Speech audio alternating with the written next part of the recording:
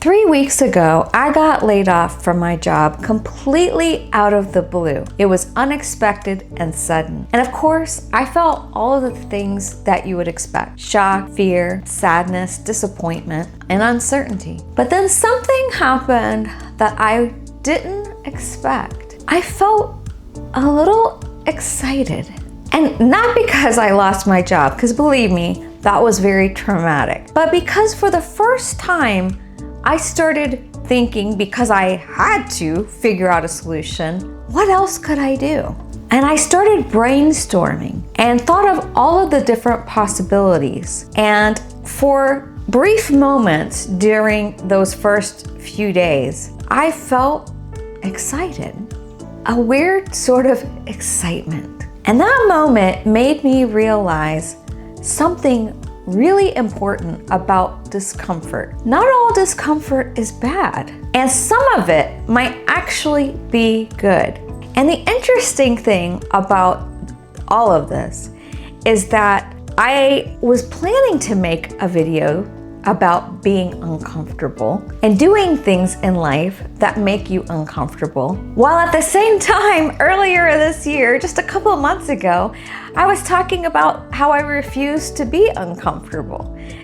And that related to what I choose to wear, the clothes and the shoes. I want to be comfortable. I already had this other video planned about being uncomfortable, because I've learned something throughout my life, that we don't grow through being comfortable.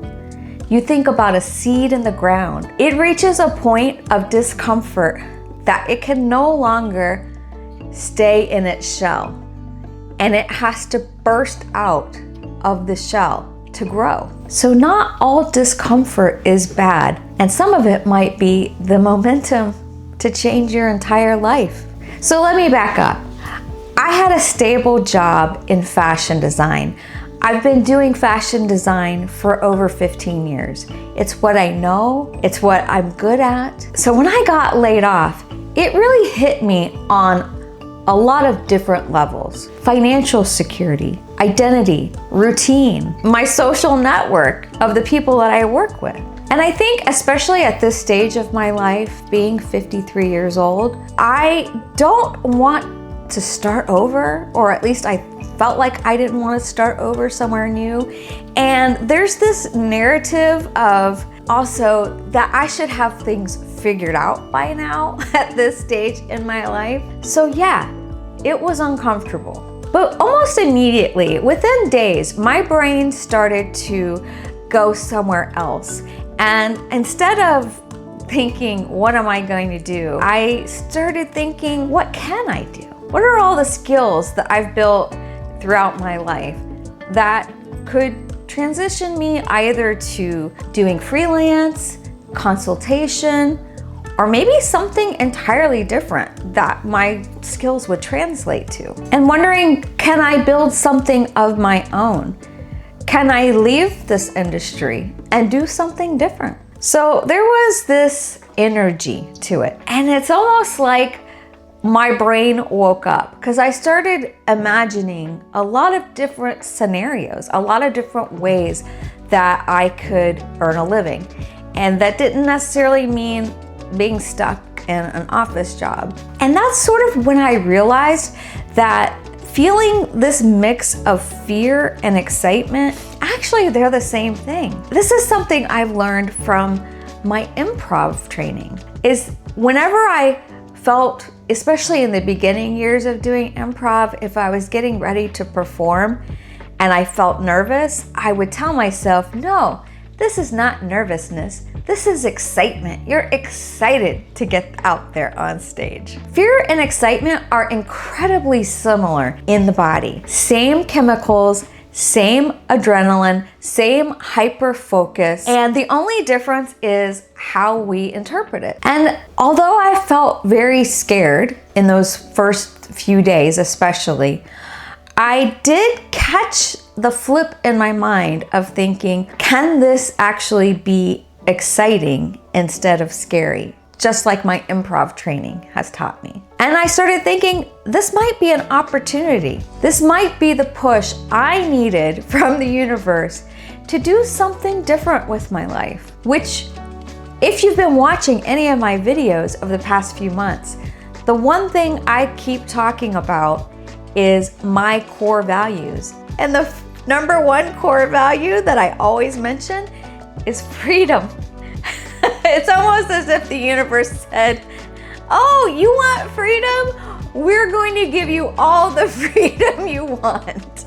This wasn't the first time I was feeling this nervousness versus excitement feeling. I recently started to teach an improv class, and it's kind of crazy because I've been doing improv now for over 10 years, and I've been on multiple teams, I've performed in countless shows and festivals, and I always felt like I was a student and never the teacher. I didn't believe I had what it took to really teach improv.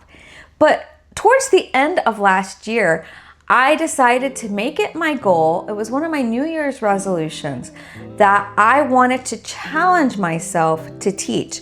And I told my mentors, the ones who were my first teachers and still are my teachers, this is the scariest thing I've done in a really long time. Like, I could get up and perform in front of 1,000 people, no problem. But give me a class of 10 people and I feel really scared. It brought up so many questions of, can I lead? Can I teach? What if I'm not good at this? And that discomfort was real and palpable. So I kept putting off over all these years the thought of teaching a class or a workshop, especially on my own, until I finally did. And what happened? I now have a rather thriving improv drop-in class. I was offered a second drop-in class for a group of seniors that I teach, and my students, the regular ones, want me to teach an ongoing class that is more advanced improv, which I'm putting together right now. And the moment I stepped out of the position of, no, I'm just a student, to I'm the teacher, something in my brain switched, and my brain was like, oh yeah, we do this now. We teach improv. And that discomfort made it very clear to me that there are basically two kinds of discomfort in this world. One is from the kind that keeps you stuck, that prevents you from pursuing things that you're interested in because of the fear of being uncomfortable. And the other kind is the kind that actually moves you forward and expands your life. I like to call this the high return discomfort. Most of us are really trying to avoid discomfort in our life. And it makes sense, because discomfort could have meant that you were at threat of being killed or dying through malnutrition, through the elements, multiple ways that you could have died. So we've evolved to avoid discomfort. But the one thing that became my motto early on in improv was be comfortable being uncomfortable. The things that scared me and made me uncomfortable on stage were the things that I literally pursued as different structures of improv. I have an improv troupe called Catbird, and our form is based on a lot of silence. And when you're on stage and being silent for long periods of time, that is some people's worst nightmare. And it's really hard. I tried to teach this. I've taught it in different ways to other teams that I've been on, and I've been trying to bring a little bit of this silent improv into my drop-in classes. But you see how uncomfortable people become with themselves through silence. It's like you have to fill the space with something. But what I've come to realize is that this is enough, and that there is already so much happening in these silent moments, and the audience is also a part of the show. And so whatever they're feeling and interpreting is the show. So not all discomfort is bad, but there are levels to it The low return type discomfort is when we choose to stay in something that feels familiar, but we know we're not happy doing. I know I did that. Low return discomfort can also look like over-consuming, over-scrolling, over-shopping, avoiding decisions because they feel difficult. That kind of discomfort doesn't help you grow. It just keeps you in the same place. There's a high return discomfort though, and the high return discomfort is doing something before you feel ready, putting yourself in a position where you could be judged, but doing it anyway, trying a new way of making money, stepping into a new identity. And this is an interesting one because this is something that improv is sort of rehearsal for life, of becoming a different character. There are so many life lessons from improv. And stepping into a new identity is something that is scary in life, but we can practice, like I said, in an improv scene of putting on a new identity. But we can also do that in life. We don't have to stay stuck in who we think we are, the story that we've told ourselves about who we are. And it is a story. Do you ever notice that you're one person when you're in one group of people and you're another person when you're around another group of people, like maybe your family? I know myself, I was probably the worst version of myself when I was around my family. Right now, I don't really have a relationship with my family, which is another story, but I'll admit I was not the best version of myself. They did not get to see the version of myself that my friends, my improv friends, my spiritual community, they get to see a more loving, honest, compassionate version of me.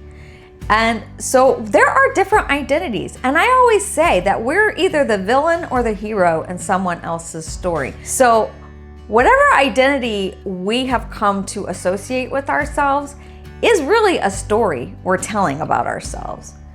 And we can change that. It may be uncomfortable. It may be uncomfortable to change that identity, but it's so worth it. So getting laid off, that was a forced discomfort. Teaching improv, that was a chosen discomfort. But both of them have done similar things, or maybe even the same thing in my life. They have forced me out of my comfort zone. They have expanded me and forced me to believe something else is possible for myself. And I think this is especially relevant for a lot of us because we've been trained by culture, by the algorithm, by marketing to stay comfortable, which leads us to buy the thing, watch the thing, stay in a routine. But comfort, unless it's a comfortable pair of shoes, comfort in our life often keeps us stuck. Discomfort isn't the problem. Misplaced comfort is. Feeling too comfortable in that job that is a dead end, that you know isn't taking you anywhere positive. So here's something to think about. What is the one thing in your life right now that you're avoiding? Not because you can't do it, but because the thought of doing it feels too uncomfortable and it would force you to step into a new version of yourself. That's probably your highest return discomfort. And for me, this year anyways, it has been teaching. And the other thing that I wasn't expecting is getting laid off. Tomorrow I'm starting a new position somewhere else. And I've also, interestingly, the universe has opened up a lot more possibilities to me of people that have just sort of come out of the woodworks that want to work with me, that want me to consult with them on their businesses or do some freelance work. And I don't know that I'm going to have time for all of this work. But financially, I think it's going to be a financially better year than last year was, with all of these things coming into my life. So both of these things that I wouldn't have chosen a year ago have ended up opening doors in my mind and in my energy that I didn't see before. They weren't visible to me. So maybe the question isn't, how do I avoid discomfort? But instead, which discomfort is actually worth it? If this resonated with you, I would love to know. What's something that you've been putting off that might actually change your life? Well, until next time, thank you for your time. Thank you for staying to the end if you did so. And until next time, I see you. You're doing great.